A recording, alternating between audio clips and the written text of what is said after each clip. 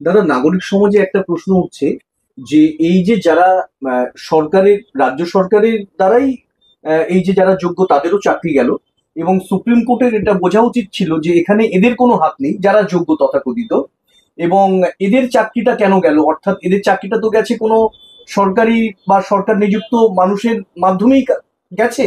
তাহলে তাদের শাস্তি না হয়ে যারা যোগ্য তারা চাকরিহারা হলো, এটা জুডিশিয়ারিকেও ভাবা উচিত। নাগরিক সমাজ এরকম একটা ন্যারেটিভ তৈরি করা হচ্ছে।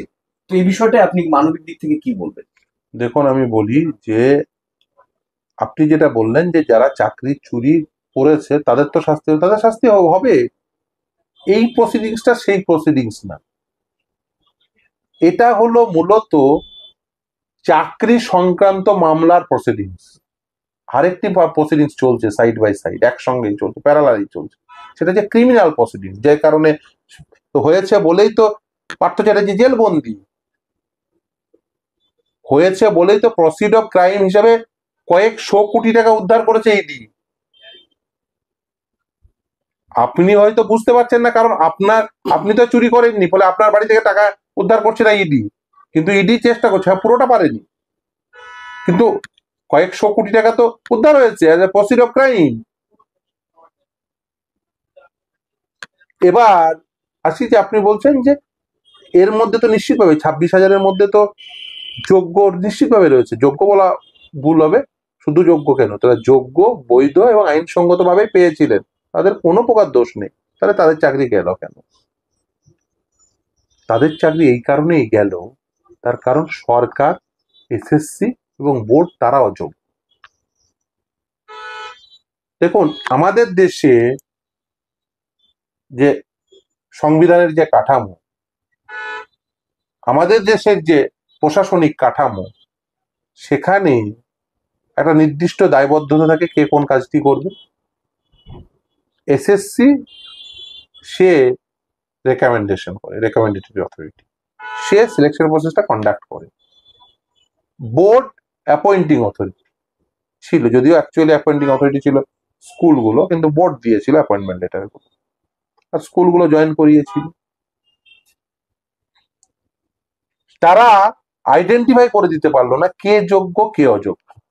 উল্টে শুধু তাই না, এসএসসি কি করেছে, এসএসসি এই প্রসিডিংস চলাকালীনই অচিন্ত্য কুমার মন্ডল ভার্সেস লক্ষ্মী টুঙ্গার ম্যাটারে এভিডেভিট দিয়ে বলেছে যে ওএমআর শিট গুলো ডিস্ট্রয় করার পূর্বে, ফিজিক্যাল কপি গুলো ডিস্ট্রয় করার পূর্বে তারা স্ক্যান কপি রেখেছে। পরবর্তীতে তারা স্ট্যান্ড পরিবর্তন করে। ইভেন আমরা যে স্ক্যান কপি রেখেছে এটা প্রমাণ করার জন্য শ্বেতাব, এই নাসরিন, এরা আরটিআই করে, তারা ওএমআর শিট গুলো পায়। সেই ওএমআর শিট পাওয়ার পরে তারা দেখে যে তাদের অ্যাকচুয়ালি যে ওএমআর শিট পেয়েছিল সেগুলো, এবং তারা বলেও যে সার্ভার কপি থেকে দিয়েছে। পরবর্তীতে তারা আদালতে বলে না না, ওটা সিবিআই যেটা সাপ্লাই করেছে সে তার কপি দিয়েছে। আমরা প্রাণপণ চেষ্টা করেছি এটা প্রমাণ করতে যে ওএমআর শিট গুলো এসএসসির কাছে আছে, এবং এসএসসি যেহেতু এভিডেভিট দিয়ে বলেছে, পরবর্তীতে এসএসসি বলে না আমার কাছে কোনো ওএমআর শিট নেই, যা সিবিআই সাপ্লাই করেছে ওই ওএমআর শিট, আর ফিজিক্যাল কপি আমরা ডিস্ট্রয় করে দিয়েছি। অথচ তারা এভিডেভিট দিয়ে অন্য কথা বলেছিল আগে, আমরা সেটাও দেখিয়েছি আদালতকে। কি করবে আদালত? আদালত যে পরিমাণ সুযোগ দিয়েছে বৈধ অবৈধদের পৃথকীকরণ করতে, পারেনি, কখনোই বলতে পারেনি যে এই 5,000 সংখ্যা বলে দিলাম, এর বাইরে একজন অযোগ্য নেই, অবৈধ নেই। বলেছে এখনো পর্যন্ত যা আইডেন্টিফাই করেছে অ্যাজ এ অবৈধ সেই সংখ্যাটি এটা, কিন্তু এর বাইরে সবাই বৈধ সেটা বলতে পারেনি। এবং একটা করে এভিডেভিট দিয়েছে আর সংখ্যা পরিবর্তন হয়েছে। এবং 3টে অথরিটি, এসএসসি, বোর্ড, সরকার, 3টে আর্টিকেল 12 অথরিটির 3 রকম তথ্য, কারোর তথ্যের সঙ্গে কারোর তথ্যের কোনো প্রকার মিল নেই। কেন নেই? তার কারণ হচ্ছে যে কে কোথায় দুর্নীতি করেছে, যে যেখানে পেরেছে দুর্নীতি করেছে। আপনি ভাবুন, রেকমেন্ডেশন লেটারের সংখ্যা যা, তার থেকে অ্যাপয়েন্টমেন্ট লেটারের সংখ্যা বেশি। তার মানে কি? মানে এসএসসির আধিকারিকের জায়গায় বোর্ডের আধিকারিককে পয়সা দিয়েছে বা বোর্ডের কাউকে পয়সা দিয়েছে, সে আপনার রেকমেন্ডেশন লেটার আছে নেই দেখার দরকার নেই, অ্যাপয়েন্টমেন্ট লেটার দিয়ে দেবে।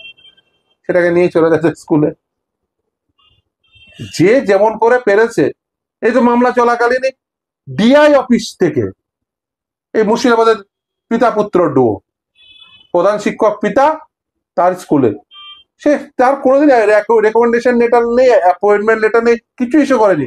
অন্য আরেকজনের রেকমেন্ডেশন লেটার, অন্য আরেকজনের অ্যাপয়েন্টমেন্ট লেটার, অন্য আরেকজনের অ্যাপ্রুভাল, সেগুলোকে দিয়ে স্কুলে চাকরি করছিল দিব্যি। মহামান্য বিশ্বজিৎ বসুধরের সমরায়ের মামলা আমরা তথ্য দিয়েছি। ফলে এই যে দুর্নীতি, এটা বহুস্তরীয় দুর্নীতি, আপনি মানে একস্তরীয় দুর্নীতি তো নয়। ইন্টারভিউ মার্কস বাড়িয়েছে, আপনি সিবিআই রিপোর্ট দিয়ে বলেছে ইন্টারভিউ মার্কস বাড়িয়েছে। কার ইন্টারভিউ মার্কস বাড়িয়েছে, কজনের বাড়িয়েছে, তথ্য নেই। আপনি কি করবেন?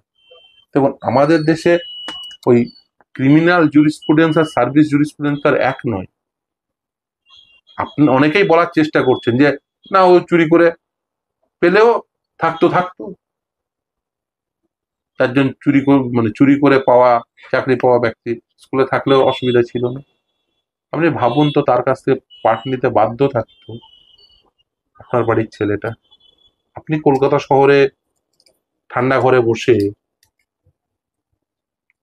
আপনি এটা বলতে পারেন, কিন্তু গ্রামের একজন শিশু, তার জন্য এই সাদা খাতার শিক্ষককে ছেড়ে দেবেন? তাকে 30 বছর ধরে পাঠদানের সুযোগ দেবেন? তার কাছ থেকে পাঠ নিতে বাধ্য থাকবে ওই ছেলে মেয়েরা? এই যে তথ্য দিয়ে দিলেই তো পরিষ্কার হয়ে যেত যে ওএমআর শিট গুলো আছে, এই তার ওএমআর শিট, এই ব্যক্তিরা হচ্ছে অবৈধভাবে চাকরি পেয়েছে, এই ব্যক্তিদের র্যাঙ্ক জাম্প করে চাকরি পেয়েছে, এই রেশিও ভায়োলেট করে চাকরি পেয়েছে, এই রিজার্ভেশন পলিসি ভায়োলেশনের ফলে চাকরি পেয়েছে, এই ওএমআর শিট ইস্যুতে চাকরি পেয়েছে, এই র্যাঙ্ক জাম্প ইস্যুতে চাকরি পেয়েছে, এই এক্সপায়ারি প্যানেলে চাকরি। একদম তথ্য সুন্দর করে দিয়ে দিলেই হতো। এখনো কি কোনো সম্ভাবনা আছে এই তথ্য দিয়ে ফিরিয়ে আনার রিভিউতে? দেখুন, আমার ব্যক্তিগত ধারণা সম্ভাবনা ক্ষীণ থেকে ক্ষীণতর হয়েছে।